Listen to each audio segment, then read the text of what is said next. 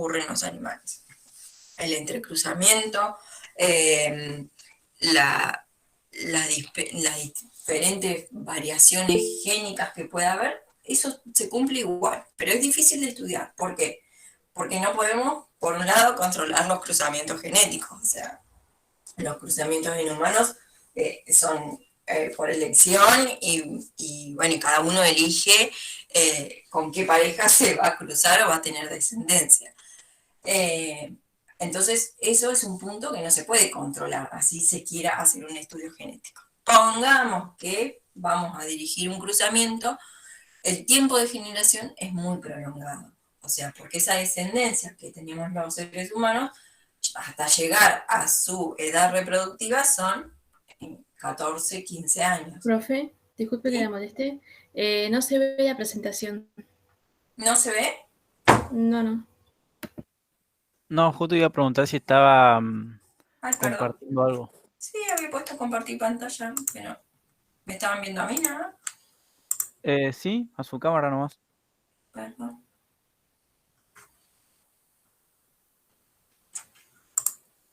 Ahí estamos. Ahí estamos mejor. Ahora se ve. Ahora sí, profe. No, metí la ¿Alguna pantalla hoy, diapositiva? me parece. Bueno, no había dicho nada. Estaba diciendo esto de que, bueno, no puedo controlar el cruzamiento genético que voy a hacer. Segundo punto, el tiempo de generación en generación es muy prolongado. Lleva por lo menos 14, 15 años que una persona llegue a su edad reproductiva. Ni hablar que no es una edad para tener descendencia. Y el número reducido de descendientes, por más que una familia tenga 10 hijos, o sea, no es un número representativo para poder ver las proporciones mendelianas, ¿sí? Entonces, ¿cómo se hace un estudio de las características genéticas? Bueno, el estudio se hace por un análisis de pedigrí. Un pedigrí es una representación gráfica, ¿sí?, de la historia de una familia, de cierta enfermedad genética. Se evalúa a través de un árbol familiar donde se puede ver la herencia de una o varias características, principalmente una enfermedad que tenga un fondo genético, o sea, que sea heredable, se estudia a través de un árbol de pedigrí. Un árbol, como está acá gráficamente en el extremo superior derecho, ahora lo vamos a ver bien, lleva simbolitos. Se hace un árbol, digamos, genealógico, con distintos símbolos. ¿Qué representan los símbolos? Bueno, los cuadrados representan los hombres, los círculos las mujeres, los rombos sexos desconocidos, una línea entre un cuadrado y un círculo, que es un hombre y una mujer, acá dice matrimonio, pero bueno, en realidad sería un cruzamiento, y en este grafiquito acá se ve cómo sería la descendencia. Entonces acá, por ejemplo, una pareja, un hombre y una mujer, tienen 2 hijos, varón y una mujer. Estos son los gemelos o dígase mellizos, o sea, un óvulo, un espermatozoides, ¿sí? Esto es un varón y una mujer, mellizos, y gemelo es cuando de un solo óvulo y un solo espermatozoide se produce una división celular y se tienen dos individuos o 2 cigotos que son los gemelos. Bueno, acá los gemelos, fíjense que tienen el mismo sexo. Los mellizos no necesariamente tienen el mismo sexo, porque son formados por un óvulo y un espermatozoide diferente. Y los gemelos, acá en este caso, pueden ser mellizos, gemelos varones o gemelos mujeres. Y cuando tienen la enfermedad, acá, bueno, se suele poner el número de niños según el sexo en el árbol. Ahora vamos a ver distintos ejemplos. Cuando tienen la enfermedad, el cuadradito está completo, ¿sí? Acá era un cuadradito vacío que no es un hombre y una mujer enferma o que tienen esa característica que se está evaluando en el pedigrí. Los que tienen pintado la mitad significa que son heterocigotos de herencia autosómica recesiva. Ahora después vamos a ver cada ejemplo. Y en el caso, fíjense, de las mujeres, ¿sí? Cuando la herencia está ligada al sexo, tiene un puntito y es que dice que es portador. Cuando nosotros hablábamos de una enfermedad de una enfermedad autosómica recesiva, tenía que ver que las mujeres eran portadoras. ¿Los hombres podían ser portadores?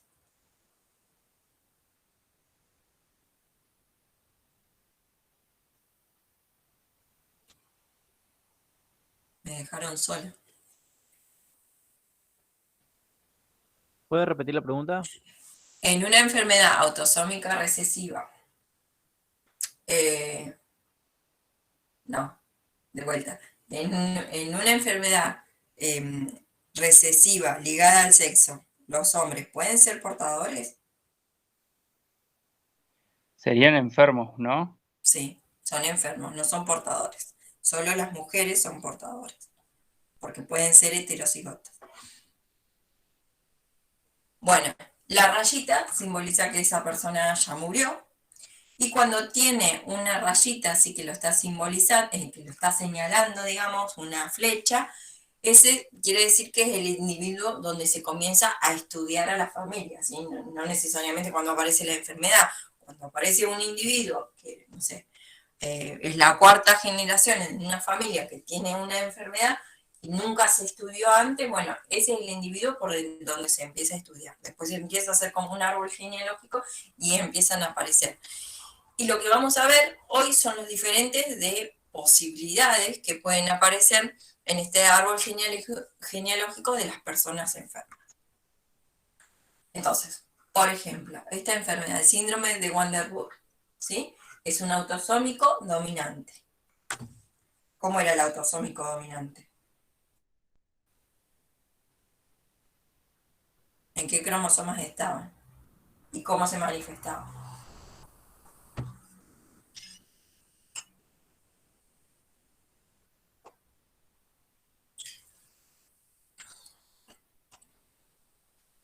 Están los cromosomas autosómicos y se manifiesta cuando hay uno de los dos alelos dominantes. Claro, entonces el heterocigota va a ser enfermo, ¿sí? Se caracteriza por sordera, piel blanca, problemas visuales y flequillo canoso. Bueno, ahí justo la piel blanca estaba corroborando que no se cumple, pero sí, bueno, este es un fenotipo típico de síndrome de Waardenburg. Bueno, acá tenemos un árbol genealógico común. Primero, ¿qué nos indica? Estos son el número de cada una de las generaciones, ¿sí? Se enumeran en números romanos y que se identifican en el gráfico de pedigrí. Cada uno de los individuos se enumeran en numeración creciente. Bueno, y acá lo que les decía, los cuadrados llenos son los que representan las personas enfermas de esa familia y los vacíos son los que no están afectados. Y cada uno, lo que acá le estaba diciendo de el que se empieza a estudiar. Este es el individuo. Entonces, se determinó la enfermedad en este individuo. Entonces, cuando empiezan a estudiar, bueno, un hermano varón de ese individuo también tenía la enfermedad, su papá la tenía y venía de su mamá. Y su mamá, o sea, su papá, su abuela y su bisabuela era la que tenía la enfermedad. ¿Sí? Fíjense que es una enfermedad que se da en todas las generaciones. Y en el caso de acá, que la enfermedad la tenía la bisabuela. Esa bisabuela tuvo 2 hijos, ¿sí? Una hija mujer y un hijo varón. Los 2 salieron enfermos. Esta mujer se casó estaba en pareja con este hombre y tuvo 4 hijos. Este hombre fallece porque tiene la cruz, está tachado, y se casa con este otro hombre que tiene 2 hijos más que no son enfermos.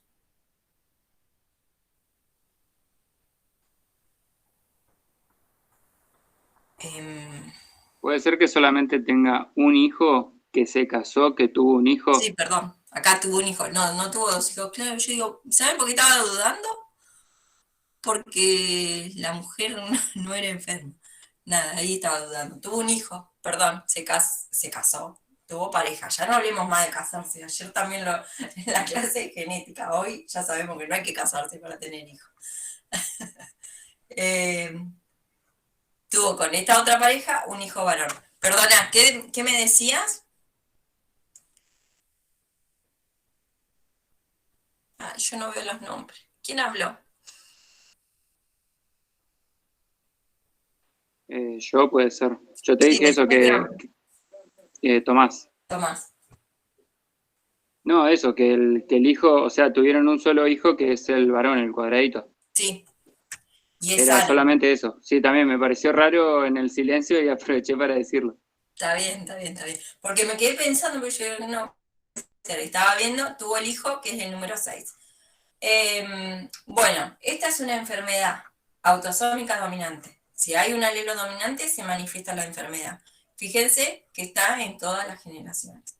Lo tenía la bisabuela y todas las generaciones se expresó la enfermedad.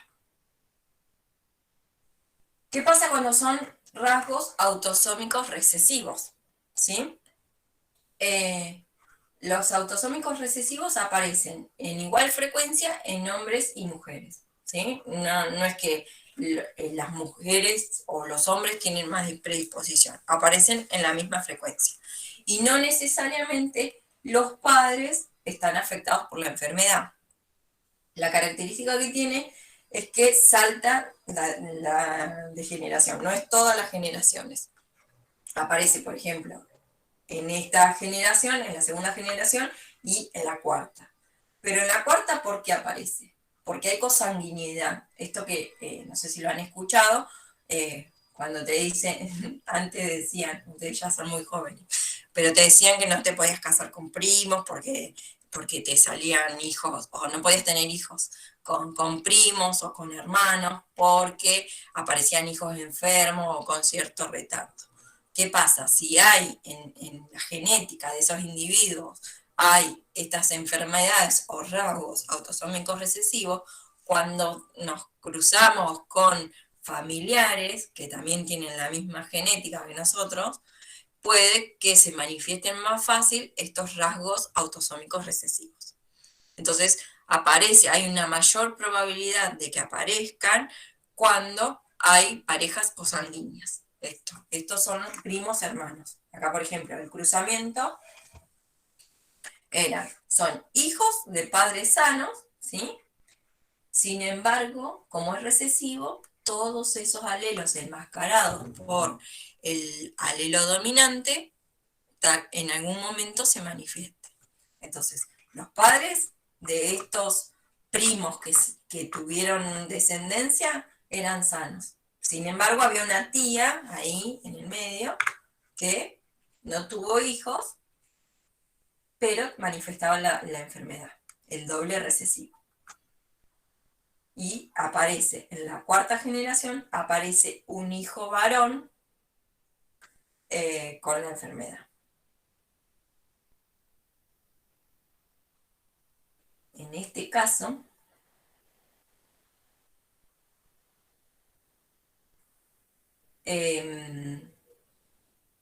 estoy pensando, no, está bien, lo estaba pensando mal, porque yo le iba a preguntar. Acá está señalado que aparece con la misma frecuencia en hombres y mujeres.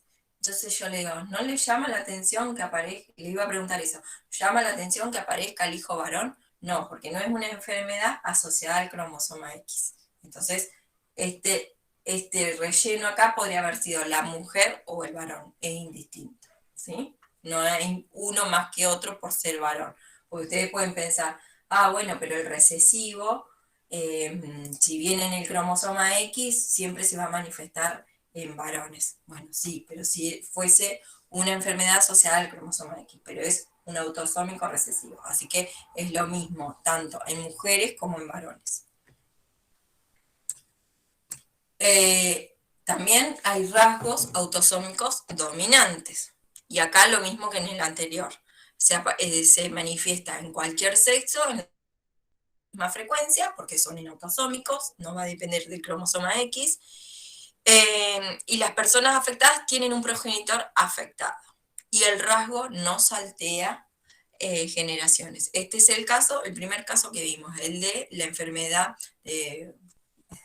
ya me olvidé, de W, la que vimos recién. El de los rasgos del flequillo canoso. Bueno, en este caso es un autosómico dominante y lo vamos a ver en todas las generaciones, indistintamente en hombres y en mujeres. Ahora sí hay rasgos recesivos ligados a X. En este caso, esperen que alguien se quiere.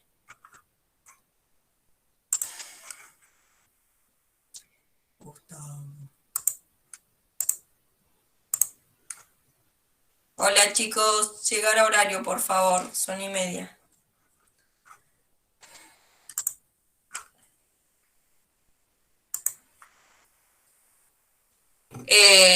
Bueno, rasgos recesivos ligados a X. Aparecen en mayor frecuencia en los varones, esto es lo que recién les quería señalar anteriormente.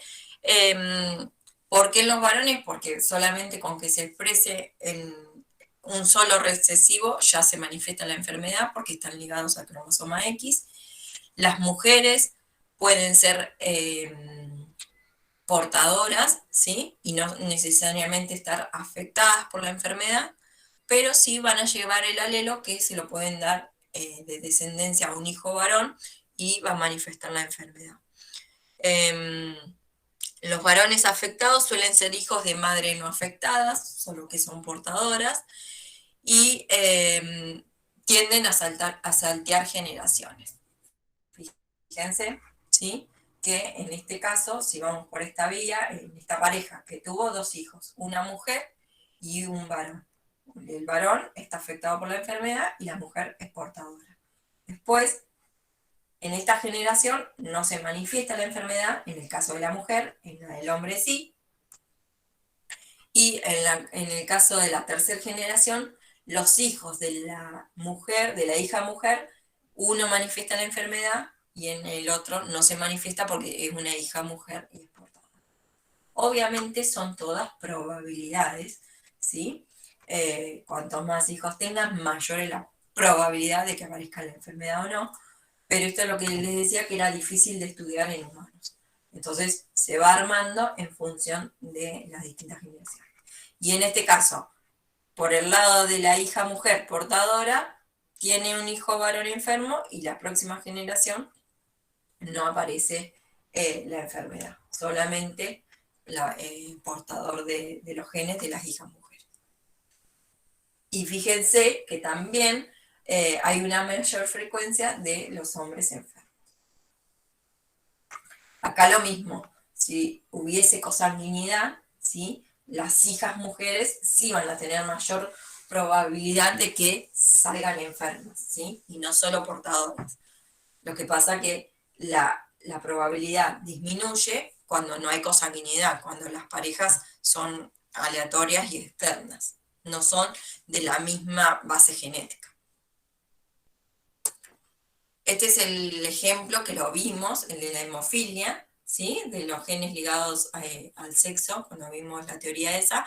Y en un ejemplo claro es de las familias reales, ¿sí? El origen desde el rey Jorge III, ¿sí? Hasta la familia real británica, la familia real española, y en el medio está la familia rusa, cómo ha ido quedando la enfermedad de la hemofilia por cruzarse, o sea, por cruzamientos de consanguinidad entre la misma familia real, ¿sí?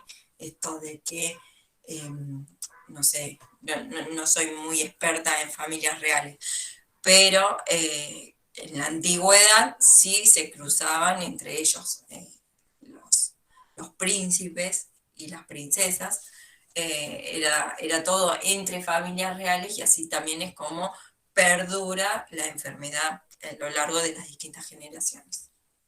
Recién cuando empiezan aparecer cruzamientos con otras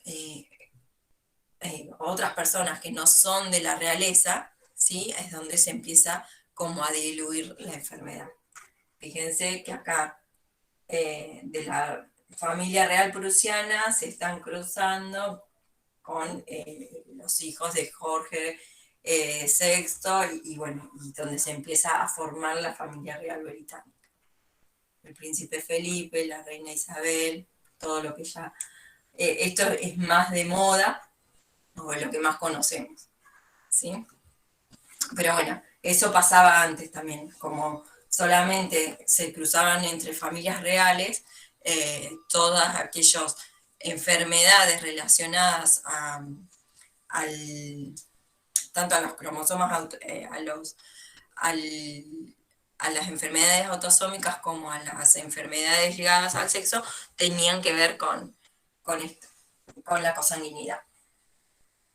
Después hay rasgos dominantes, ¿sí? Como estaban los dobles recesivos, están los dominantes, como esto ya lo vimos, que están ligados al cromosoma X, afectan tanto a hombres como a mujeres, y para que los hombres sean afectados, lo mismo que veíamos anteriormente, deben tener madres afectadas. Lo que pasa que acá, ahora sí entran las mujeres a ser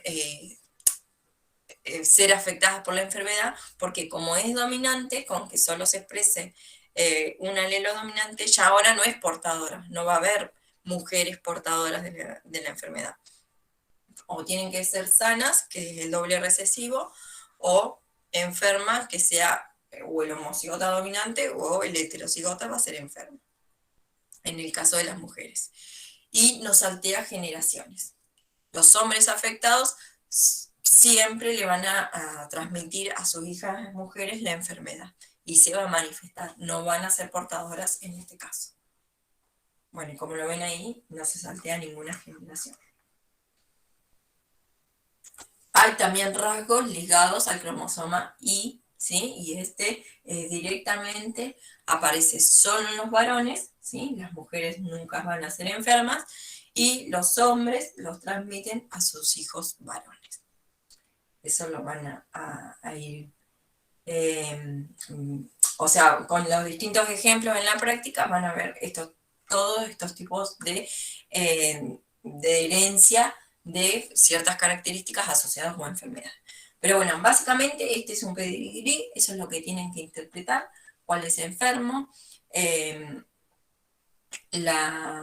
Lo que tienen que ver es esto, las generaciones, cómo se empiezan a construir. No traje ningún ejercicio, pienso que lo van a ver con las chicas, pero bueno, si no, cualquier cosa los volvemos a rever. Pero para que sepan, esto es lo que tienen que saber sobre pedigrí, no hay mucho más. Es contarle cómo se hace, cómo se ven, cómo los rasgos están relacionados con a la herencia, cómo se van a heredar y no mucho más. En el Griffith es el capítulo 21 y en el Pierce el capítulo 6. No sé si había mucho más para ver de esto.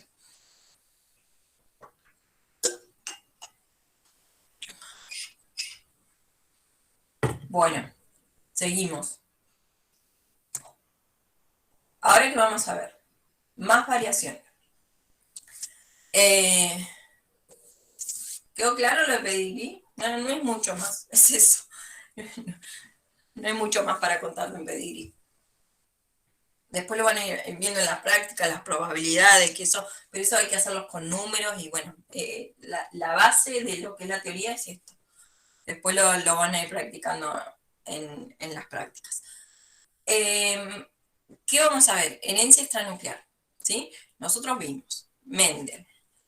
Primero, bueno, arrancamos con el ADN, la transcripción, la traducción, la meiosis, la mitosis, el ciclo celular, arrancamos con Mendel, los experimentos que había hecho, a qué resultados había llegado, la primera ley y la segunda ley de Mendel.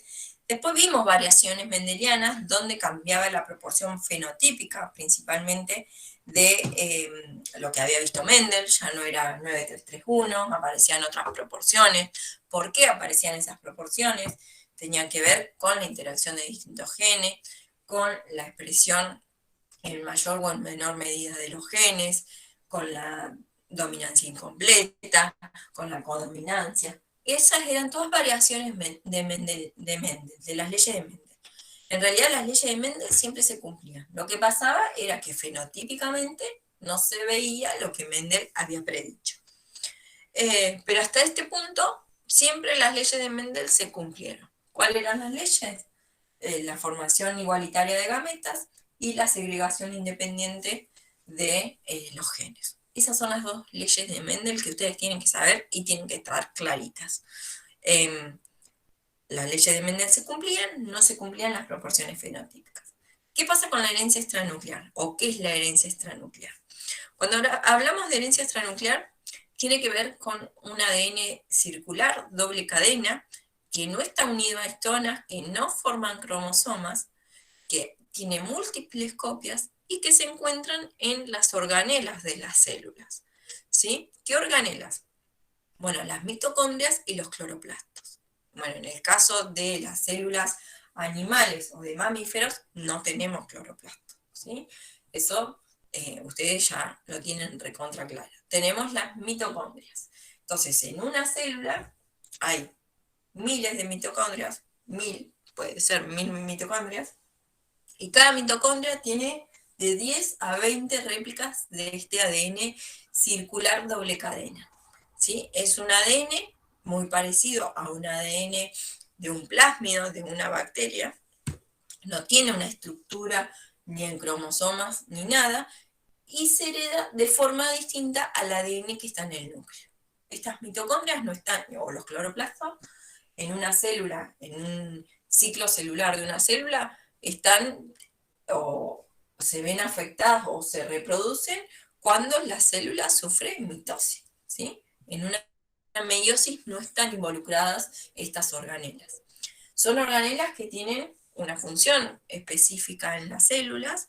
En el caso de las mitocondrias está todo relacionado a la cadena de fosforilación y la respiración celular, sino que es la cadena de electrones.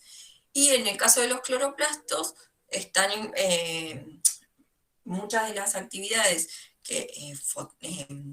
metabólicas que ocurren en los cloroplastos tienen que ver con la síntesis o con la fotosíntesis, digamos, con la síntesis de pigmentos, iba a decir.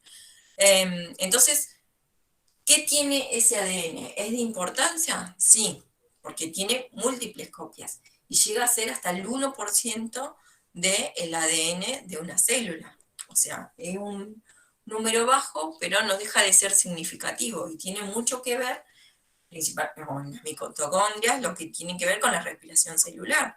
¿Sí? Es importante toda esa información que se hereda desde las mitocondrias para el buen funcionamiento de las células. Entonces, este ADN no se hereda de la misma forma que el ADN del núcleo, no sufre una replicación a ver, sí hay una replicación porque en el G1 o en las etapas G1 y G2 en el ciclo celular de una célula de una célula de una célula común, que no sea una célula germinal, ¿sí? Ahí quiero decir, cuando ocurre la G1 y la G2, que es el crecimiento de la célula y la síntesis de nuevas proteínas y de organelas, bueno, acá está ocurriendo la replicación de DNA de estas organelas que se van a heredar las organelas en la próxima célula hija, ¿sí? En el citoplasma. Pero no hay cruzamiento, no hay entrecruzamiento como vimos en la meiosis, no hay fecundación, o sea, este ADN no se va a fusionar con otro ADN, es información que lleva las organelas. ¿Y qué información llevan? Bueno, básicamente llevan la información para su propia organela. En las mitocondrias La mayoría de los genes codificados es de una sola de las cadenas y tienen que ver con esto, como les decía, con la función que tiene la organela en la célula. En el caso de las mitocondrias, la respiración celular, y en el caso de los cloroplastos, con la fotosíntesis. Y la particularidad que tienen que son ADN pequeños, ¿sí? Pero como está en varias copias, en cada organela y cada célula tiene muchas o miles de organelas, ¿sí? Se multiplica esa cantidad de información que codifica. Entonces no deja de ser menos importantes. ¿Cuál es la particularidad de la herencia, digamos, cómo se transmite esa información de una célula hija a otra? Es principalmente por herencia materna. La información que tenemos en nuestras organelas viene desde nuestras madres, ¿sí? Las heredamos en el caso de los seres humanos, los heredamos de las madres. Y en las plantas, de la planta hembra. Y bueno, en los animales lo mismo que en los humanos. Pero son de herencia materna o paterna. Y de herencia materna o paterna en las plantas, a veces sí hay de herencia paterna, pero principalmente lo que quiero que quede claro es que es una herencia uniparental, ¿sí? No hay una fusión, digamos, de esos ADNs, como sí pasa en el ADN nuclear. En los cromosomas, cuando pasan en la meiosis, que hay entrecruzamientos que se recombinan para nueva información genética. Bueno, en este caso no, siempre va a ser una herencia uniparental. Y no, con esta definición de que es una herencia uniparental, no se cumple ni la primera ni la segunda ley de Mendel. Entonces, no voy a ver un patrón fenotípico ni parecido a Mendel, ni va a llevar la misma lógica que Mendel. Bueno, esto es un gráfico de el ADN mitocondrial, que ya están secuenciados, ya se conocen. Bueno, ahí está, en el DNA mitocondrial está el ADN circular de las levaduras, ¿sí? De la mitocondria de una levadura, y del ADN mitocondrial de los humanos. Fíjense que hasta el ADN mitocondrial de los humanos es mucho menor que el de las levaduras, ¿sí? Pero bueno, son información. Fíjense que miren qué información tiene este ADN mitocondrial. Por ejemplo, la síntesis de los distintos aminoácidos que se necesitan después para la traducción de proteínas. Hay relacionados, bueno, el citocromo y en el ADN mitocondrial de los seres humanos lo mismo. Están codificados muchos genes para la síntesis de los distintos aminoácidos que después se van a necesitar en la traducción de las proteínas. Y en lo que es el ADN de los cloroplastos, que lo van a ver así, DNA MT, que es mitocondrial, y DNA CL, que es de cloroplasto. Y bueno, básicamente también acá están codificados los genes para lo que es toda la ruta fotosintética. ¿Cómo se descubrió? Bueno, se empezó a estudiar el Mirabilis jalapa, ¿sí? Que es esta plantita que tiene color variegado. Bueno, después de las leyes de Mendel, todo el mundo quería estudiar plantas y todo el mundo quería ver lo que Mendel había visto. Entonces, Correls, que fue el investigador que siguió con esta investigación, empezó a utilizar esta planta para ver qué pasaba con todas esas características que Mendel ya había definido y ya había establecido las leyes de Mendel. A ver si se seguía, todos querían como corroborar lo que Mendel había encontrado. Entonces empezó a usar esta plantita con las diferentes variedades. Entonces, ¿qué empezó? Empezó a reproducir. Esta planta tiene la particularidad de tener hojas variegadas, ¿sí? Que tienen tanto color blanco como verde. Puede tener ramas que son todas verdes y puede tener ramas que son todas blancas. Entonces, como cada una de las ramas produce flores, este investigador, Correls, empezó a cruzar, perdón, se me fue, empezó a cruzar flores de ramas que eran blancas con flores de ramas que venían de color verde, o con flores de ramas con color variegado. Y empezó a analizar la descendencia, a ver si se cumplía lo que había establecido Mendel, que aparecían en esa F2. Y entonces, ¿qué se dio cuenta? Bueno, la falta de clorofila, ¿por qué son blancas? Es porque hay una mutación en el ADN de los cloroplastos. Pero eso saca después las conclusiones. Cuando empieza a cruzar una rama blanca por cualquier otro flor que fuera como masculino, la planta que se obtenía era de ramas blancas. Cuando la rama usaba flores de la rama verde y lo cruzaba por cualquier otro, tenía plantas de ramas verdes. ¿Sí? Cualquier cruce siempre daba igual que la madre. Y cuando cruzaba una planta una flor de rama variegada, por cualquier polen, aparecían los 3 fenotipos: variegado, blanco y verde. ¿Sí?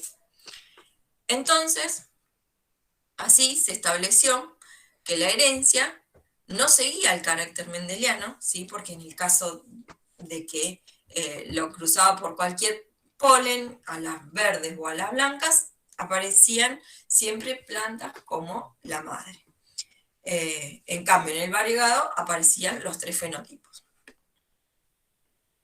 Entonces, el carácter no sigue una herencia mendeliana, sigue una herencia uniparental de generación en generación, ¿sí? Siempre se va a heredar el citoplasma, la información genética que va en el citoplasma de la madre, y toda la descendencia, ya sean machos o hembras, muestran el mismo fenotipo de uno de los parentales.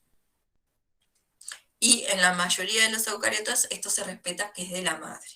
Y no existe segregación meiótica. Esas plantas o justo esa característica, ¿sí?, no sigue una segregación meiótica. Tiene que ver con la información que llevan los cloroplastos. Entonces, después se estudió que la no formación de pigmento, o sea, las ramas blancas, lo que tenían era el carácter mutado para el gen de la pigmentación, y no se producía la pigmentación. Entonces, eso era lo que se heredaba. Y esa información está en los cloroplastos.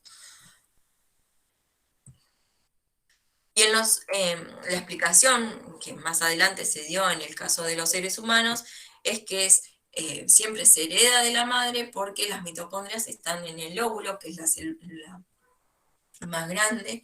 Cuando se fecunda por un espermatozoide, las mitocondrias vienen en la cola del espermatozoides, y entonces cuando el espermatozoide fecunda el óvulo, que la cola no entra al óvulo, ¿sí?, solo entra la cabeza del espermatozoide que lleva la información en el núcleo genético. Bueno, la cola queda fuera y no se heredan las mitocondrias de los padres. Solo en la formación del cigoto están presentes las mitocondrias de las hembras. Lo mismo o algo similar ocurre en las plantas, que el óvulo es la célula de mayor tamaño, donde está el mayor número de mitocondrias, y bueno, no es la cola del espermatozoide el polen, pero sí se acuerdan que forma un tubo polínico, el grano de polen, y bueno, y ahí es donde se quedan las mitocondrias o las organelas de las plantas. Entonces, la herencia de este ADN extranuclear es uniparental, solo se va a heredar de uno de los parentales. En este caso, o la mayoría de las veces, en los organismos eucariotas, tiene que ver con la hembra. Me olvidé por ahí de aclarar que este experimento que hizo Correns con las plantas que usaba como hembras, también lo hizo a la inversa, hizo el cruzamiento inverso y también volvió a observar los mismos resultados, que la herencia o las plantas hijas siempre manifestaban el carácter de la planta hembra. Esto también es muy cortito, es el capítulo 21 en el Griffith, y el Peirce es el capítulo 5 y el capítulo 20. Bueno, estas eran las dos teorías más cortitas que tenía, que eran sobre pedigrí y herencia extranuclear. No es mucha más información que esto, solamente ya decirles que herencia extranuclear ya no estamos hablando más de Mendel, estamos hablando de otro tipo de herencia y no se cumplen las leyes de Mendel. Entonces, muchas preguntas, o generalmente en el final, yo suelo preguntar, bueno, ¿cuándo no se cumplen las leyes de Mendel? Y algunos me dicen cuando hay epistasia. Bueno, entonces, no, eso tiene que quedar claro. Cuando hay epistasia hay interacción génica y los genes se heredan igual que cuando no hay epistasia y se cumple la ley de Mendel. No se cumple la ley de Mendel cuando hay herencia extranuclear. Después hay otro tema en herencia extranuclear, que no lo vamos a ver aparte, que es la androesterilidad. Hay muchos genes que se han encontrado en las mitocondrias, ¿sí? O en el citoplasma, digamos, de las plantas, que está codificado en las mitocondrias, que es ADN de la fertilidad. Entonces, eso se ha usado mucho para la producción de híbridos, en lo que es maíz, para agronomía, eso es de interés, pero lo vamos a ver como un tema aparte, pero sí nombrárselos, que tiene su importancia, que no es menor la información que hay en estos genes extranucleares. Y que quede claro que acá no se cumplen las leyes de Mendel y que la herencia es uniparental. Siempre se hereda de uno de los padres.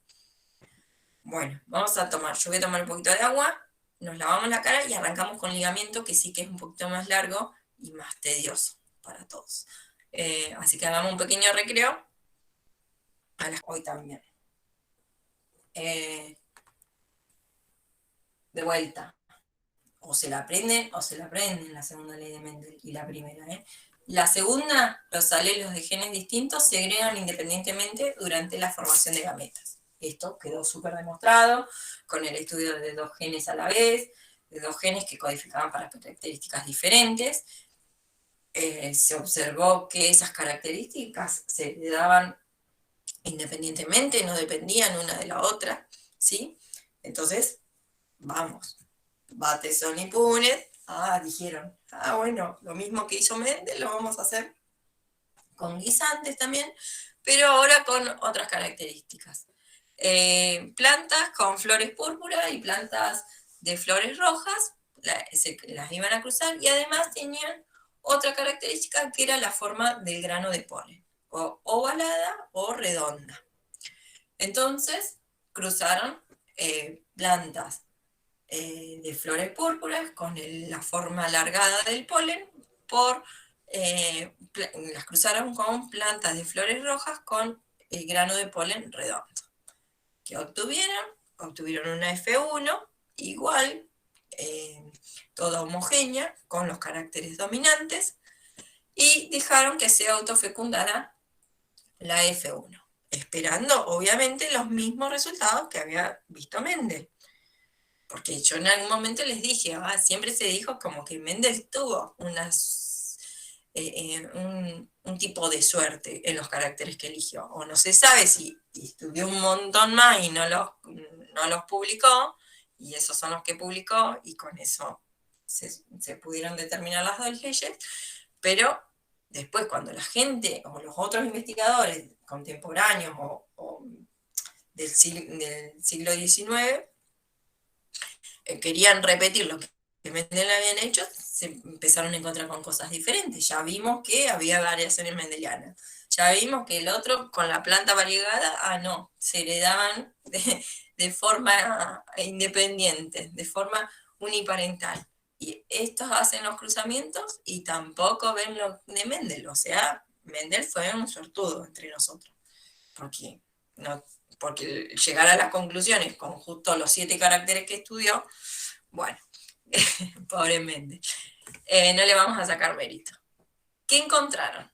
Bueno, encontraron en esa F2 que había 2 genotipos que eran iguales, va de vuelta, encontraron que los fenotipos iguales a los parentales, ¿sí? A los parentales siempre decimos los que se cruzan, el primer cruzamiento para dar la F1. Y en este caso, los parentales de esta F2 no es F1, los parentales siempre son el primer cruzamiento. Entonces, cuando hicieron autofecundar esta F1, los resultados que obtuvieron es que había 2 fenotipos mayoritarios que tenían que ver con el fenotipo de los parentales.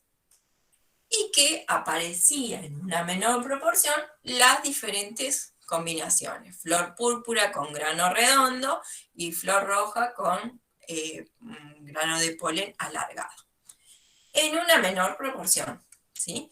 Pero nunca 9, 3, 3, 1, ni parecido, ¿sí? Solamente eso, había mayor cantidad de los parentales y en menor proporción la combinación de ellos.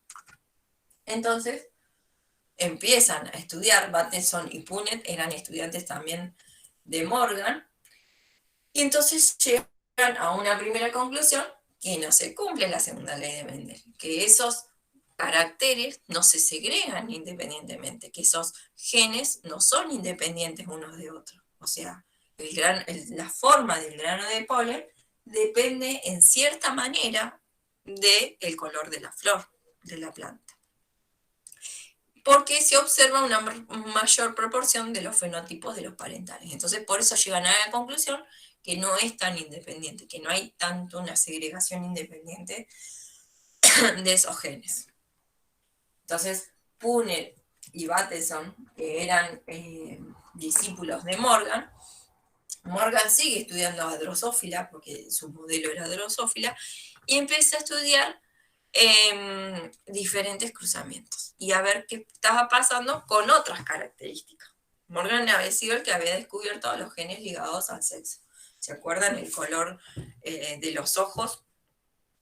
De los ojos rojos y los ojos blancos. Él había estudiado eso, había determinado que estaban ligados al sexo, estaban ligados al cromosoma X, pero ahí no había visto cambios en las proporciones fenotípicas.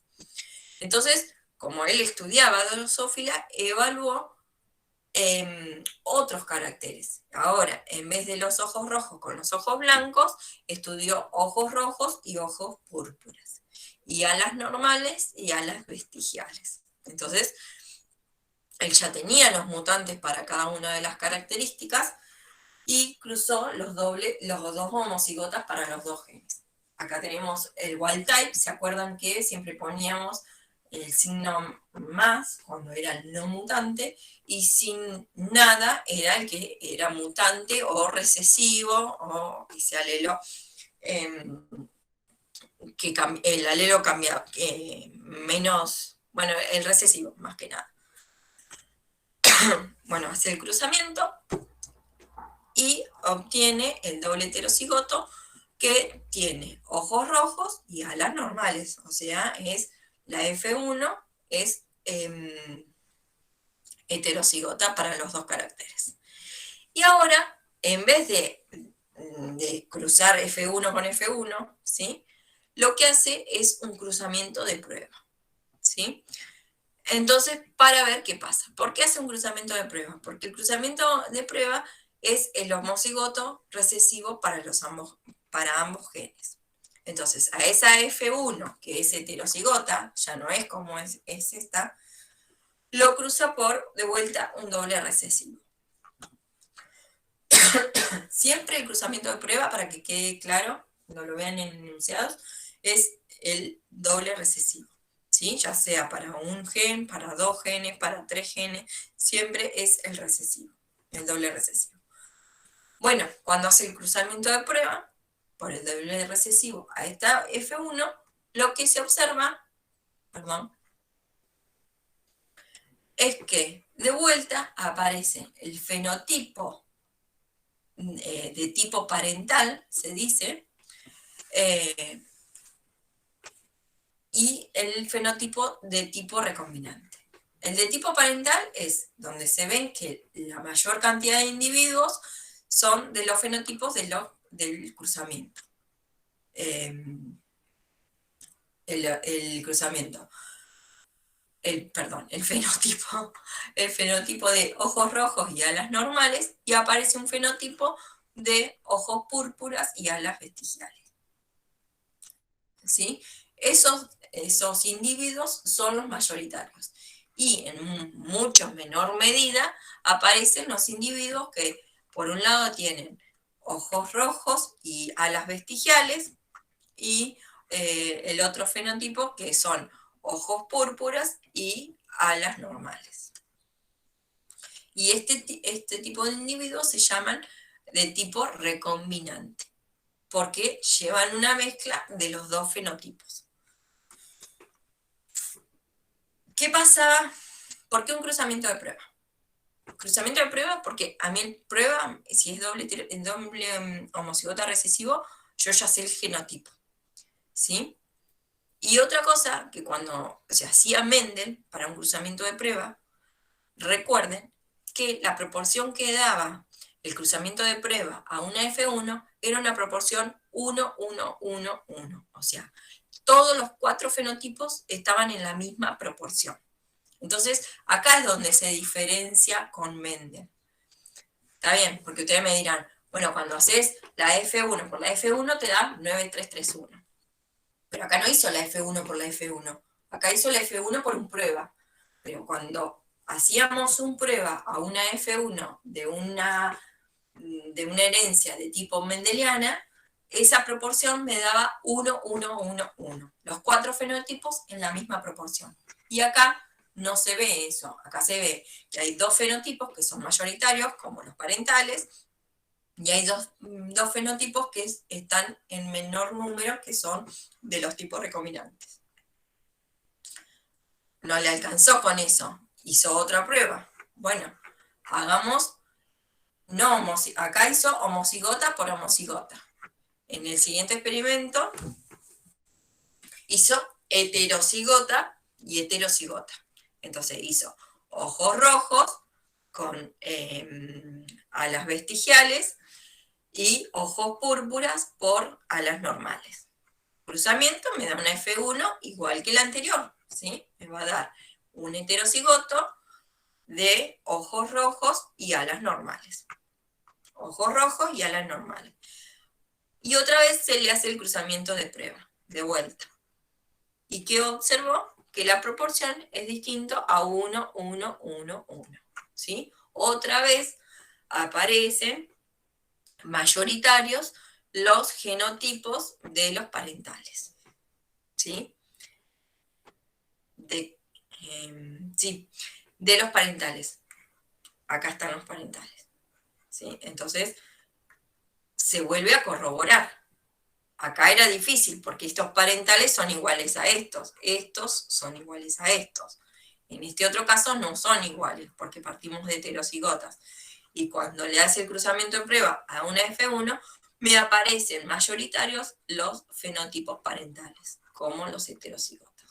Y a su vez no responden a la proporción 1, 1, 1, 1. ¿Sí?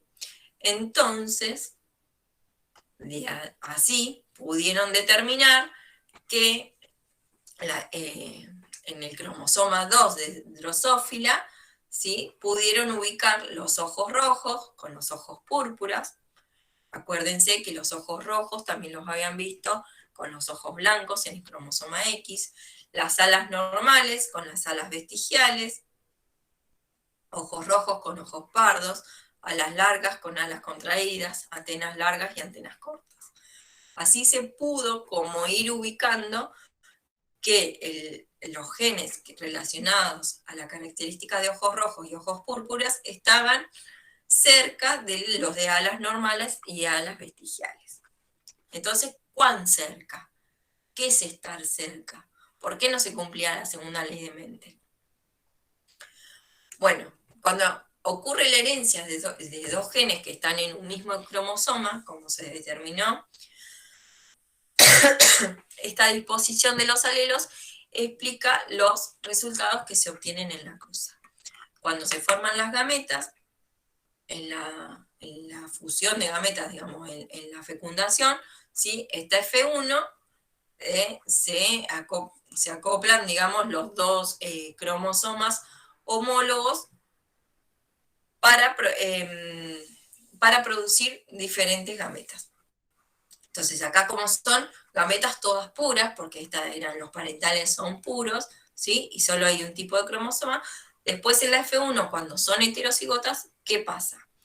Aparecen clases recombinantes. Y cuando se produce, cuando hay un quiasma. Un quiasma lo habíamos visto que ocurría en la profase de la meiosis, ¿sí? Cuando ocurre el crossing over, ahí habíamos dicho que había un acercamiento de los cromosomas homólogos que estaban tan cerca que las cadenas de los cromosomas se podían fusionar e intercambiar material genético. Y esa era una de las bases de la variabilidad genética que teníamos en la meiosis.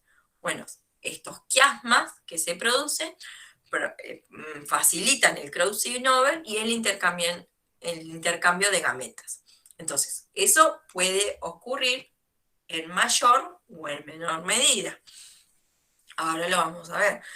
Si bien no ocurre siempre, no ocurre siempre y no ocurre en la misma proporción. Entonces, una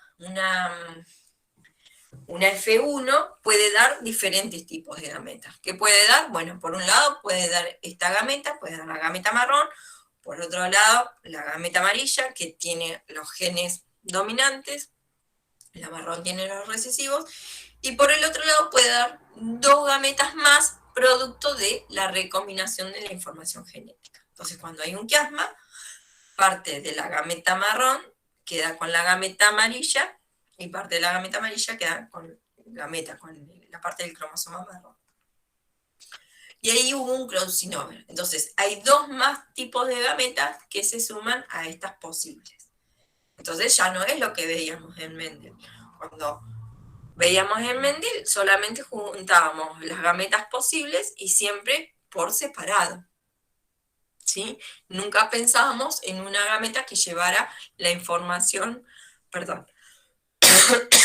un cromosoma que llevara la información para dos genes. Bueno, este es el quiasma, cuando se ve abajo del microscopio, cuando ocurre el quiasma, que se intercambia la información genética entre los cromosomas homólogos. Recuerden que entre cromátidas hermanas no va a haber recombinación, ¿sí? El quiasma se produce entre cromosomas homólogos. Cuando la información genética está duplicada, ¿sí? Cuando está ocurriendo la profase en la meiosis, la profase 1 en la meiosis.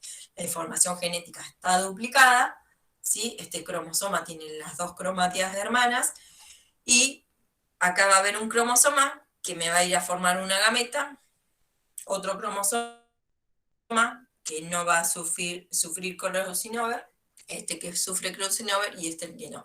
Y acá es donde salen las 4 gametas posibles con este cromosoma.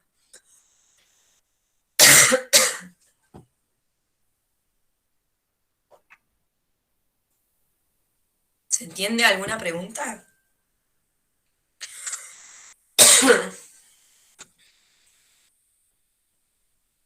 Bueno, sigo. Bueno, entonces, cuando hay una meiosis sin crossing over entre genes, me produce 4 gametas iguales a las parentales, ¿sí? Este es el producto de la meiosis. En cambio, cuando hay crossing over, me va a producir 4 gametas, pero no son idénticas a las parentales. Hay 2 que son idénticas a las parentales y hay 2 que son recombinantes. Entonces, estos genes pueden estar en repulsión o en acoplamiento. Perdón. En repulsión o trans es cuando en un mismo cromosoma está un alelo dominante para un gen y un alelo recesivo para el otro gen. En cambio, están en acoplamiento o en cis cuando están en un cromosoma los dos alelos dominantes para cada uno de los genes, o los dos alelos recesivos para cada uno de los genes.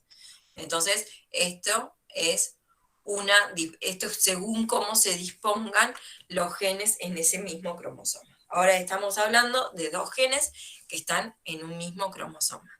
Y lo importante en este punto es que cambia la nomenclatura. Fíjense que nosotros cuando hacíamos los ejercicios de Mendel o cuando empezábamos a escribir un par de gen para un carácter y otro gen para otro carácter, acá poníamos A grande, A chica, B chica, B grande, B chica, y ese era un heterocigoto. Ahora acá me cambió la nomenclatura y es que lo tienen que tener en cuenta. Ahora vamos por cromosomas.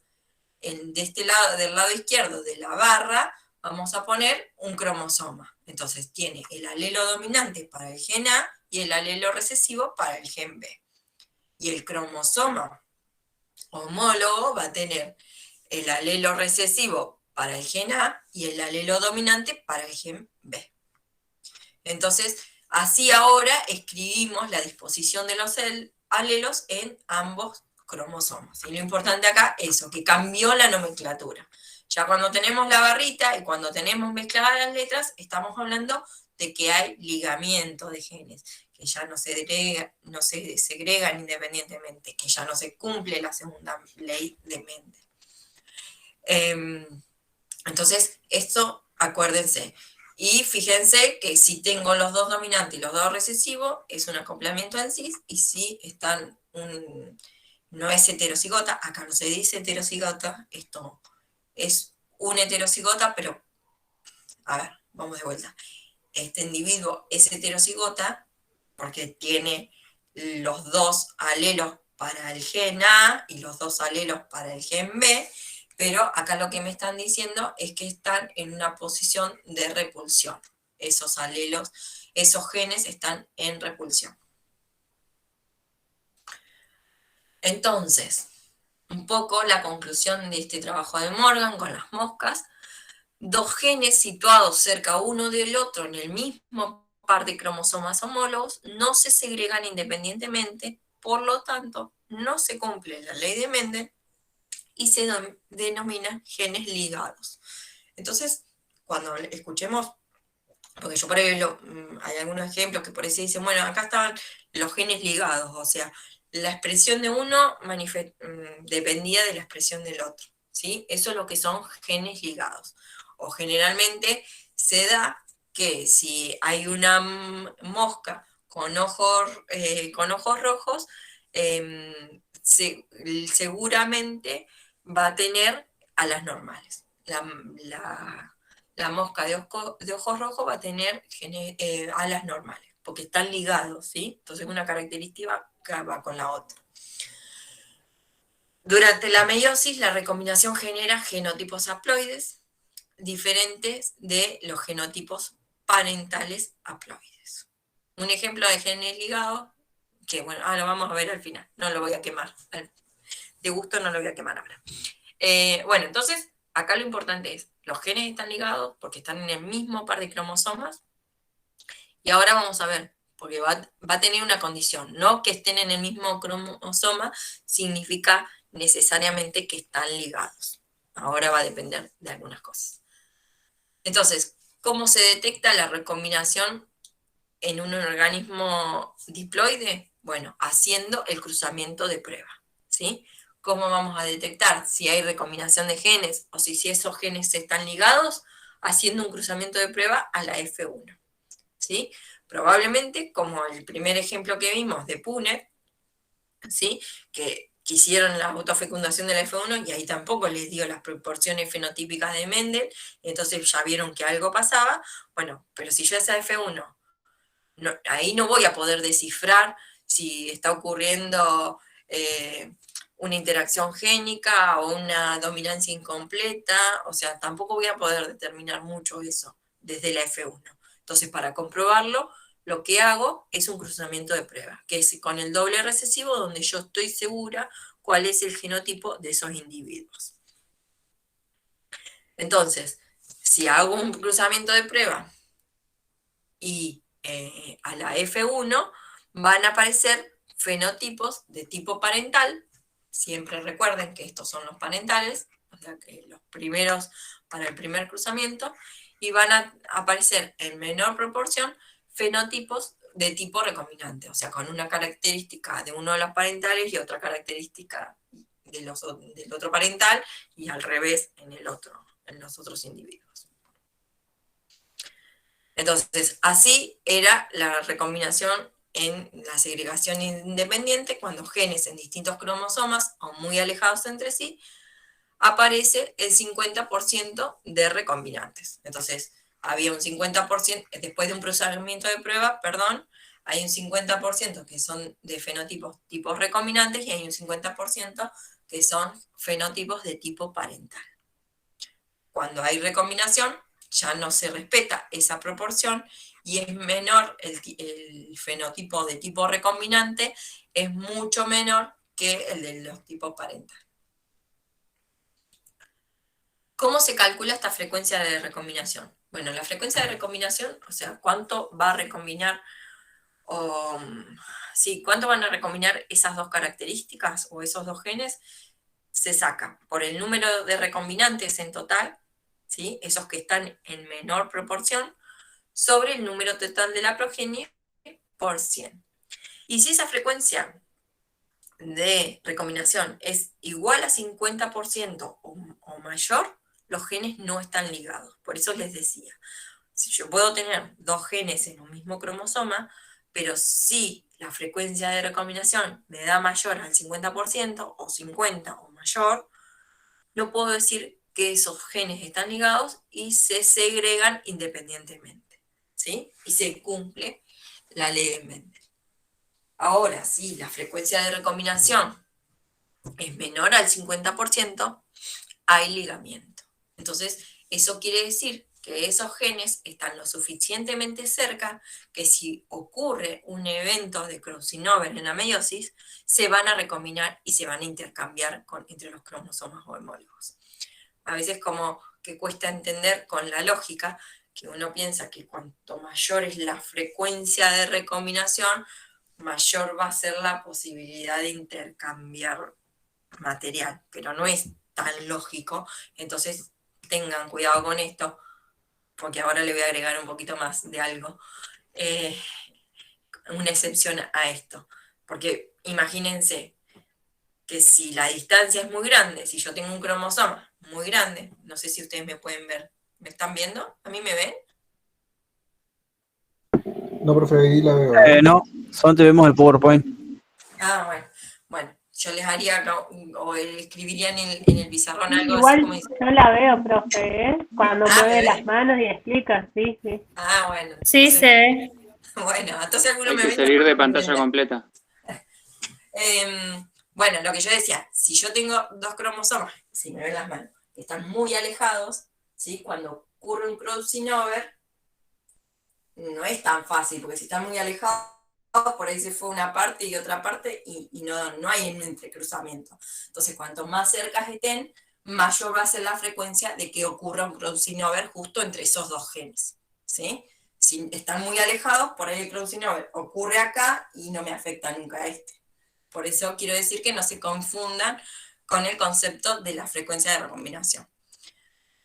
La excepción que les decía es que dentro de ese 50%, cuanto más alejados estén los genes, o sea, la recombinación va a ocurrir más fácil. Es más fácil, ahora va en otras palabras, es más fácil que ocurra una recombinación entre genes que están a un 49% que los que están en un 10%, ¿sí? Va a aparecer mayor número de recombinantes cuanto más alejados estén esos genes dentro del 50%. No sé si se entendió, pero esa era la idea. Entonces, esta frecuencia de recombinación, Stutterband, que era otro estudiante de Morgan, ¿sí? Era un estudiante de doctorado, y se puso a analizar varias características con varios genes involucrados. Y determinó, ¿sí?, que la frecuencia de recombinación es proporcional a la distancia que separa los locis, la ubicación de esos genes. Esto es lo que les decía. Cuanto mayor sea la distancia de entre los genes, mayor va a ser la frecuencia de recombinación, sin superar ese 50%. Bueno, esto es lo que les decía, que no ocurren las cromátidas hermanas, eso tienen que tenerse muy en cuenta, y al determinar esto, que la frecuencia de recombinación era proporcional a la distancia, lo que permitió este descubrimiento de Stutterband es cartografiar, digamos, y armar mapas de ligamiento. Entonces, poder empezar a decir qué gen está al lado de qué gen, de qué otro gen, y dependiendo de las distancias. Entonces se definió que una frecuencia de recombinación del 1%, que es lo mismo de 0.01, es una unidad de mapa, o un centimorgan, o nada. Son esas tres formas de decirlo. Entonces puedo decir que es una unidad de mapa, o un centimorgan, o un 1% de frecuencia de recombinación. Y así se determinó que las distancias entre los genes son aditivos, ¿sí? Entonces a una distancia, ahí por ejemplo, de 5 unidades de mapa o 5 centimorgan, son la distancia que separan al gen A del gen B. Y eso es lo mismo decir que hay un 5% de recombinación, ¿sí?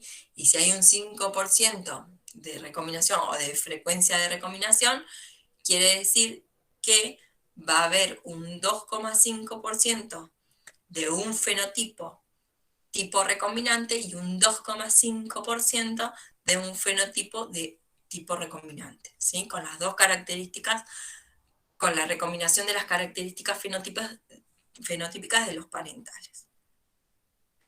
Bueno, entonces, esto es lo que hizo este Stutterband, determinar distintos genes, distintas características, y así fue ubicando a los genes según las distancias, observando los individuos recombinantes y calculando las frecuencias de recombinación. Y así se hacen los mapas de ligamiento. Entonces, entre mayor es la distancia entre genes ligados, mayor es la probabilidad que ocurra entre cruzamiento, entre cromátidas no hermanas, y por lo tanto la proporción de recombinantes es mayor. Una frecuencia de recombinación mayor al 50%, los genes no están ligados y la segregación es independiente. Los locis, o los lugares que ocupan los genes en un cromosoma, se pueden cartografiar midiendo la frecuencia de recombinantes producidos por entrecruzamiento. ¿Y cómo se hace eso? Bueno, para determinar el número de recombinantes, lo importante, y que sepan siempre, es que la F1 se le hace un cruzamiento de prueba. Así es la única forma que yo puedo calcular los recombinantes, ¿sí? O la frecuencia de recombinación. La frecuencia de recombinación no se calcula por la autofecundación de una F1. Eso que quede clarito también, ¿sí? Solo se calcula la frecuencia de recombinación con una prueba, un cruzamiento de prueba. Bueno, este es un ejemplo, ¿sí? Luego de un cruce con un doble recesivo, un cruzamiento de prueba, aparecen fenotipos de tipo A dominante, B dominante, A recesivo, B recesivo, 96 y 92, y los recombinantes 5 y 7. ¿Cómo se calcula la frecuencia? Se suma 5 más 7, 12, dividido 200 me da 0,06. Eso significa que los genes AB están a una distancia de 6 centimorgan, y esa es la distancia del mapa. Así se calcula. Vamos como a las... ¿Qué pasa cuando hay 3 genes? Acá se pone heavy la cosa. Pero tenemos tiempo. Ligamento y recombinación de 3 genes. Bueno, ¿cómo se hace o qué se espera? Bueno, puede haber un simple crossing over, ¿sí? Entre A y B. Ahora tenemos 3 genes, A, B y C, ¿sí? Tenemos los cromosomas homólogos, ¿y qué pasa en la meiosis? Puede haber crossing over, ¿sí? Entre A y B. ¿Por qué? Porque A y B están a una distancia menor a 50 centímetros, ¿sí? Entonces, están a una distancia, puede haber entrecruzamiento, se intercambian y hay 4 tipos de gametas. ABC, A, B minúscula, C minúscula, A minúscula, B mayúscula, C mayúscula y el tipo parental. ¿Sí? Fíjense que este es el cruzamiento de prueba, los que están en azules. Bueno, puede haber esa probabilidad. Otra posibilidad es que el cruzamiento sea entre B y C, que B y C estén a una distancia menor a 50 centimorgan y sean recombinantes, y A no tenga nada que ver, sea independiente. Bueno, me dan este tipo de gametas. O puede haber un doble crossing over, que A, B y C todos estén tan cerca que puedan recombinarse en 3 puntos.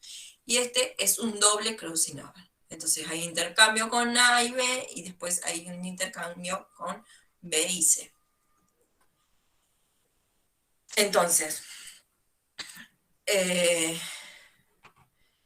esto acá, lo que dice como conclusión, los cromosomas resultantes de un doble crossing over son la mitad de los genes alterados. O sea, si ya habíamos visto que vamos a ver en la descendencia, cómo van a ser los fenotipos.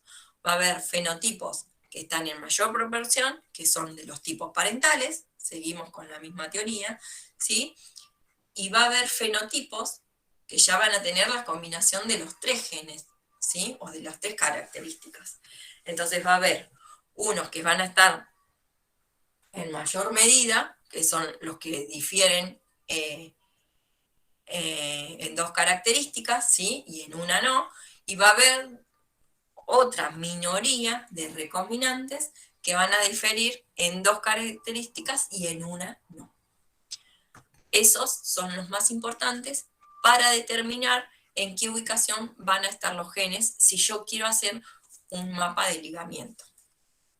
Entonces, ahora estamos al revés, estamos analizando la descendencia para ver cómo están esos genes ligados. Entonces un ejercicio puede ser, bueno, que te digan que hay 3 genes que están ligados, que hay un doble crossing over y que determine la posición de esos genes. Ese va a ser el ejercicio clásico de un ligamiento y recombinación de 3 puntos. Eso es lo que le van a preguntar, el orden en que van a hacerse los genes, en que se van a ubicar los genes. Bueno, cómo se hizo esto y cómo lo deben analizar, se siguió estudiando con Drosophila, le siguen analizando características, y en este caso usaron una wild type que tenía ojos rojos, cuerpo gris y pelos normales, y se le hizo un cruzamiento de prueba, fíjense, con ojos escarlatas o púrpuras, que nos habíamos visto, cuerpo negro y pelos pequeños, ¿sí? Este es todo recesivo, este es un cruzamiento de prueba. Y se analiza la progenie. ¿Qué ven en la progenie? Bueno, ven, principalmente los mayoritarios son como los parentales, ¿sí? El wild type con el homocigota recesivo. Después aparecen en un grupo, ¿sí? En menor cantidad, que difieren en una característica. Al wild type, por ejemplo. Acá tienen los ojos rojos, estos 50 son con ojos rojos, pero son con cuerpo negro y pelos pequeños. Otros 52 son de cuerpo gris, pero de ojos escarlata y pelos cortos. No, perdón. Cuerpo gris, esto es difícil, no, perdónenme que si me equivoco. Y pelo normal, ¿sí? Porque tienen el simbolito más. Y fíjense que acá hay muchos más minoritarios, esto significa que son dobles recombinantes, ¿sí? Que difieren a los parentales. Y estos difieren solamente en una característica. Entonces, la característica acá que difieren es, en este caso hay 5 de ojos rojos y cuerpo gris. Y tiene pelos pequeños, ¿sí? No tiene pelos normales. Y hay 3 de pelos normales y de ojos escarlatas y cuerpo negro. Entonces, este gen, el del pelo, se determina que es el que va en el medio. Quiero ir despacio para no confundirme yo y que ustedes me sigan. ¿Qué quiere decir? Que acá no hay 4, bueno, primero que no, hay 8 fenotipos porque son 3 genes. Esa es la primera aclaración. Es 2 al cubo. Entonces son 8 fenotipos. 2 alelos, 3 genes. Por eso 2 al cubo. Y estos no están en la misma proporción 50 o sobre 50, ¿sí? Son muchos menores. Entonces, cuando hay una proporción así de fenotipos, una proporción muy baja de fenotipos, lo que quiere decir que acá hay un doble entrecruzamiento, ¿sí? Está ocurriendo un doble entrecruzamiento y todos los genes están ligados. Esa es la conclusión redonda. Entonces, ahora hay que determinar dónde están cada cuáles. Y acá, como vemos que el único carácter entre estos 5 y estos 3 que difiere, separados, acá los ojos rojos y el cuerpo gris, es como que ojo rojo y cuerpo gris se ve acá. Y acá, que está el mutante, digamos, es ojo escarlata y cuerpo negro. Como que esos dos van juntitos. El problema es acá en el pelo normal o pelo pequeño, ¿sí? Entonces, este gen, el que es distinto, o que no va junto con los otros dos, digamos, es el que va a ir en el medio, en la ubicación. Entonces, esta notación cambia, ya no es ojos rojos, cuerpo gris, pelo normal, como se puso arbitrariamente. Después tienes que probar. Con los resultados de la descendencia vas a probar. Y entonces, yo me adelanté, era más difícil. Hay como 3 posibilidades, ¿sí? Entonces puede ir cuerpo gris, ojo rojo, pelo normal. Otra posibilidad que hay es ojos rojos, cuerpo gris, pelo normal. Otra posibilidad es ojos rojos, pelo normal, cuerpo gris, ¿sí? Entonces, esta última opción, cuando hay un doble entrecruzamiento, me quedan estas gametas y son en estos dos lo que vemos, acá. Lo que vemos donde hay doble entrecruzamiento es esta opción la que es la correcta, ¿sí? Acá, si tuviesen distinto orden, tendrían distintas combinaciones. Y no se aparecerían en el fenotipo del doble entrecruzamiento, que son los minoritarios, no aparecería el fenotipo que sí que se estuvo observando. Perdón, no me acordaba que esta presentación que lo terminaba explicando lo que yo le fui diciendo en la anterior. Pero bueno, acá se confirma que pueden estar en todas las distintas posiciones y hay que determinar en cuál de las 3. En cuál de las 3 me la va a determinar observando el doble recombinante.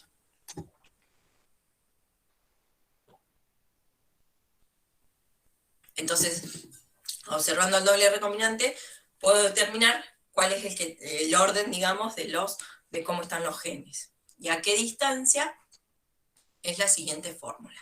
Entonces voy a sacar primero la distancia entre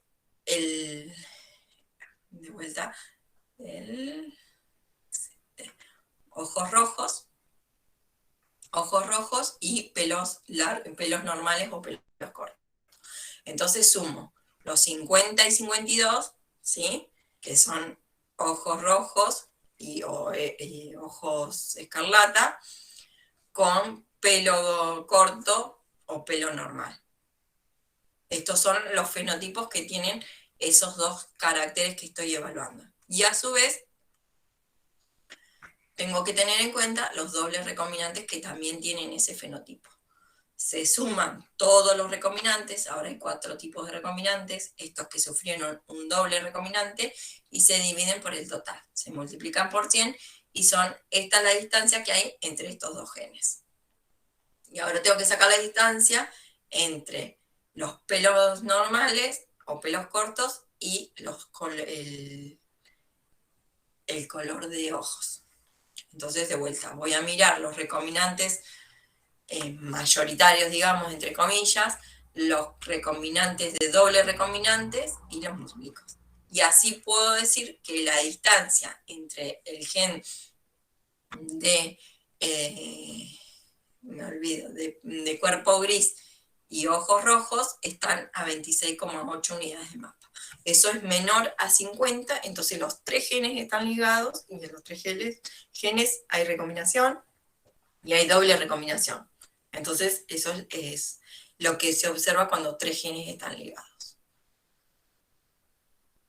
Y después hay otra forma de calcular la interferencia, cómo esos genes me interfieren en la expresión del otro, y el coeficiente de coincidencia, que es el grado en el que la interferencia es el grado en el que interfiere un entrecruzamiento respecto de entrecruzamientos adicionales en la misma región, y se denomina interferencia. Se calcula haciendo 1 menos el coeficiente de coincidencia. Lo que se puede calcular más fácil es el coeficiente de coincidencia. ¿Y cómo se calcula? Es el número de dobles recombinantes observados, que eran 5 y 3, los minoritarios, sobre los dobles recombinantes esperados. ¿Quiénes son los esperados? O sea, acá se hace una probabilidad.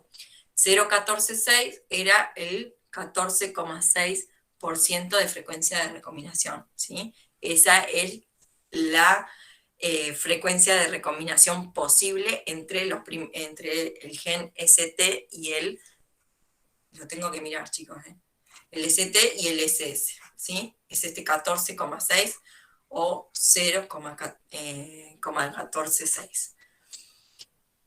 Y la otra frecuencia de recombinación es 0,12, que era la distancia entre el gen ST y el E, que son, entre el gen SS y el E, que son 12 unidades de mapa, por la cantidad de individuos totales. Ese coeficiente de coincidencia es 0,6. Y el de interferencia se calcula restándole a 1, 0,6. Esto lo van a ver mejor en la práctica, yo se los doy para que tengan estas fórmulas, y para cuando les pidan calcular estos coeficientes, ya sepan dónde buscar la fórmula. El ejemplo no es fácil, no espero que lo hayan entendido, pero sí espero que lo lean, y para la próxima clase de última lo volvemos a poner y lo volvemos a explicar, si algo no se entiende. ¿Sí? No espero que lo hayan reentendido igual, porque esto es bastante complicado.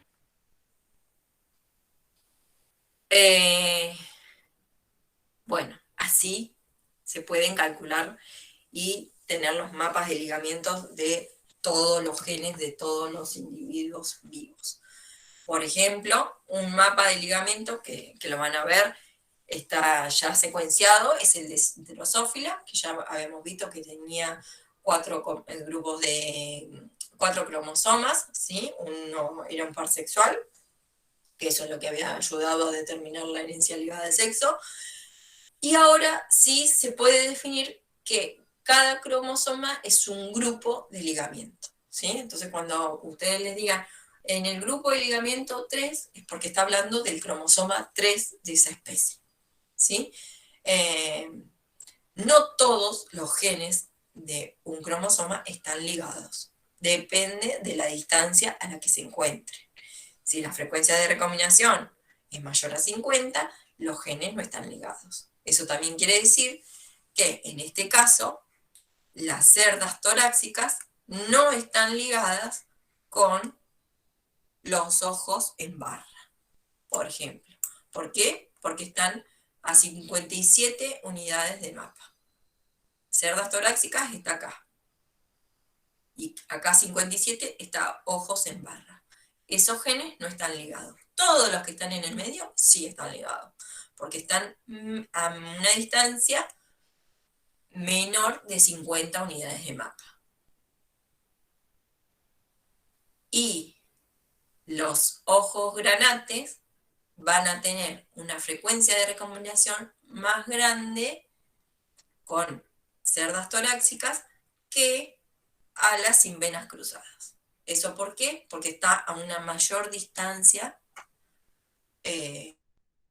entre genes. Entonces la frecuencia de recombinación va a ser mayor, siempre y cuando sea menor a 50. Eso acuérdense, como es un trabalengua, pero ténganlo en cuenta, ¿sí? Mayor hasta dentro de 50. Ya pasando 50 unidades de mapa, ya no están ligados y se segregan independientemente y se cumplen las leyes de Mendel. Y cada cromosoma es un grupo de ligamiento. El otro ejemplo de mapa de ligamiento es el del tomate, que esto es lo que iba a decir hoy, que me iba a quemar, digamos, la información. El tomate tiene 12 grupos de ligamiento porque tiene 12 cromosomas, ¿sí? Eso es así. La cantidad de cromosomas, grupos de ligamiento. En los humanos tenemos 23 grupos de ligamiento, ¿sí? Porque tenemos 23 pares de cromosomas. Entonces son 23 grupos de ligamiento, no son 46. Eso que quede claro. Y acá lo que les iba a decir, que cuando nosotros vemos una planta de tomate, nosotros lo primero que vemos es la flor, ¿sí? Entonces el color de la flor está ligado con el color del fruto. Entonces, cuando tengan flores blancas, que yo en mi casa tengo una pequeña huerta, y a veces tiro semillas y ni sé lo que nace, porque a veces compro tomates cherry amarillos, y entonces cuando aparece una planta con flores blancas, yo ya sé que esa planta me va a producir tomates amarillos. ¿Para qué sirven los grupos de ligamientos? Después, en los programas de mejoramiento, sirven para esto. Conocer qué genes están ligados para un programa de mejoramiento son muy útiles, porque a veces podés, si los genes están ligados, podés mejorar cierta característica en detrimento de la otra, porque si están ligados puede ocurrir este entrecruzamiento, perdón, y perder la información que me era útil en esa característica. Entonces, los programas de mejoramiento, principalmente en especies vegetales, se basan mucho en los mapas de ligamiento. Y otras veces también se busca características que, por el color de la flor va a aparecer mucho antes que el color del fruto. Entonces yo no tengo que esperar a la madurez del fruto para saber si tengo una planta que me va a dar tomates amarillos o me va a dar tomates rojos. Entonces, si estoy haciendo esto, o sea, fue anecdótico para mí, para contarles que en una huerta yo me puedo dar cuenta de eso, pero en un programa de mejoramiento es muy importante porque no tengo que esperar a la madurez del fruto. Entonces, si yo estoy haciendo una selección de individuos, la puedo hacer mucho más pronto, ¿sí? No hay tanta diferencia entre la flor y el color del fruto, pero bueno, sí otras características son de ese tipo de interés. O que son de interés saber cuáles están ligados. Y ya les digo, y también es importante porque a veces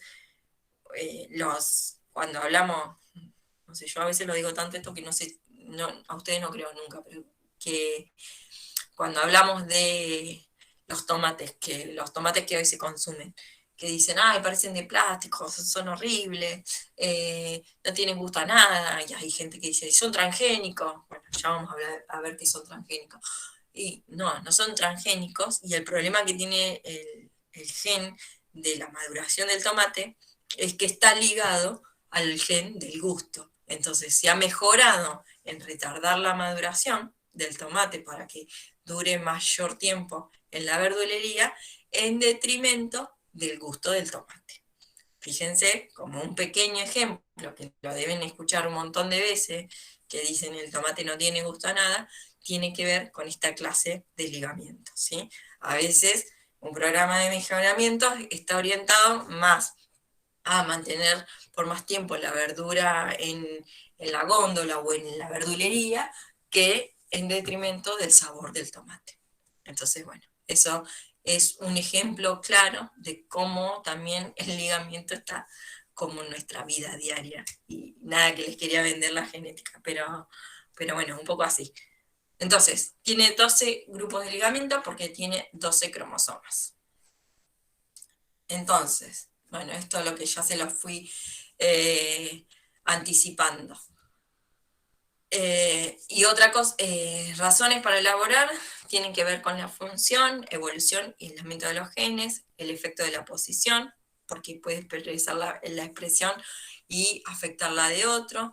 Para estudios evolutivos, obviamente, se quiere saber qué gen está relacionado con la evolución de ese individuo.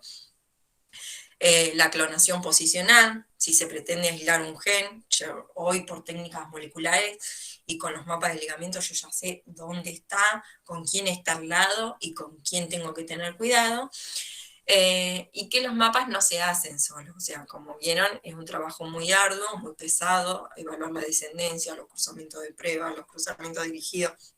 Entonces no es que hay un grupo de trabajo en el país que hace el ligamiento de tomate, no, eso es mucha información que se recopila y un grupo trabajará en tal enzima o en tal característica y después eso hay una base de datos general y mundial que se aportan los datos y se van armando los mapas de ligamiento, ¿no? No es un trabajo que lo pueda llevar solamente o un grupo de investigación, ni mucho menos. Así que bueno, pero sí se sigue avanzando porque tiene gran importancia. Y en lo que es mejoramiento de cultivos y en la parte que a nosotros nos compete y nos importa, tienen mucha importancia. Capítulo 5 del Griffith y capítulo 7 del Pearce. Y 15 y 5.